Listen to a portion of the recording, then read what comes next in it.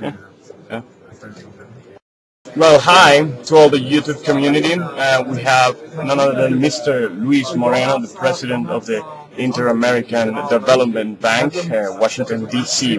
Thank you so much for doing this and giving us our time. It's a pleasure. First of all, let's hear your opinions on the Davos Debates question. This question about ethics on the on the business world, a code of ethics for CEOs. What do you think about that? Well, first of all, let's understand that who does a CEO respond to? He responds to a board, and that board typically represents shareholders, and therefore his responsibilities are to the shareholders, to his suppliers, and over the last few years, increasingly more and more to a broader audience, which is in the areas or the countries where that company operates. In other words, what can you do in terms of corporate social responsibility, what you can do in philanthropy, the increasing needs on corporations of being better citizens. And I think, therefore, CEOs need to respond to this. And I think increasingly it is under, if you look at this world today and this huge amount of disparities and differences that exist, if we are to live in societies that choose and select peace as opposed to war, we have to address these fundamental issues. And therefore I think there's a huge role for corporations, and as a consequence, responsible CEOs who look at this as a need and as a very important part of what they do. So there's an important implicit idea in what you say, that we shouldn't put the burden exclusively on the CEO. We should also take it on the whole corporation as some kind of citizen. And therefore are the shareholders, and the shareholders could be one or could be millions. Yes. I heard George Soros yesterday talk about the financial system, and he said this recent economic crisis has proven wrong this myth about the financial market as being self-sustained.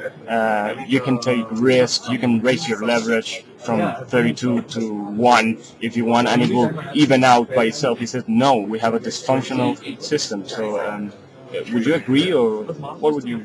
Well, look, it's clear that when you have a financial system that's lost almost $1 trillion, if you look just a simplistic way, if you lose $1 trillion and the leverage of a financial institution is 10, then you mean that you remove $10 trillion of liquidity from the system. Now, of course, there's been capitalizations, but in 600, $700 billion. The reality is that this started as a problem of liquidity, it became then a problem of solvency, and it's now a problem of confidence. And confidence is not easy to restart, and that's really what's gonna take a long time. And no economy can work if you don't have financial institutions working. Yes, we will be moving into a new economic regulatory system. It will be different than it was in the past, but it's fundamental for financial institutions to work. If they don't work, it's very, very difficult for the whole world economy to turn around. You believe in this need of government needing the financial system, or is just needed during a crisis and then they should serve? Because it's pretty difficult to say right now what is going to happen after this crisis. Yeah. There's always been financial crises everywhere. Yeah. In Latin America, in a quarter of a century, there were 31 financial crises. Wow. There's a lot of lessons. Yes. Amongst which, today, Latin American countries basically have very solid financial systems. What was it that we learned along those years, regulatory-wise?